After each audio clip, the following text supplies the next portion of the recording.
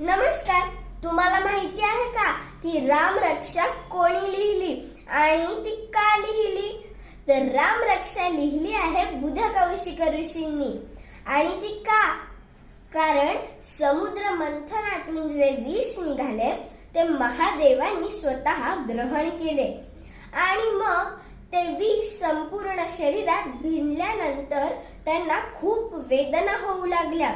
तिथे असलेल्या सर्व ऋषी मुनींनी त्यांना बेलाची पाने अर्पण केली आणि महादेवांनीही स्वतःच्या मस्तकावर अर्धचंद्र धारण केला, पण तरीही त्यांच्या वेदना काही कमी झाल्याच नाही. मग महादेवांनी रामनामाचा जप केला आणि त्यांना बरे वाटले, त्यांच्या वेदना कमी झाल्या. आणि मग महादेवांनी बुधकौशिक ऋषींच्या स्वप्नात जाऊन संपूर्ण रामरक्षा त्यांना सांगितली आणि दुसऱ्याच दिवशी बुधकौशिक ऋषींनी ती रामरक्षा लिहूनही काढली.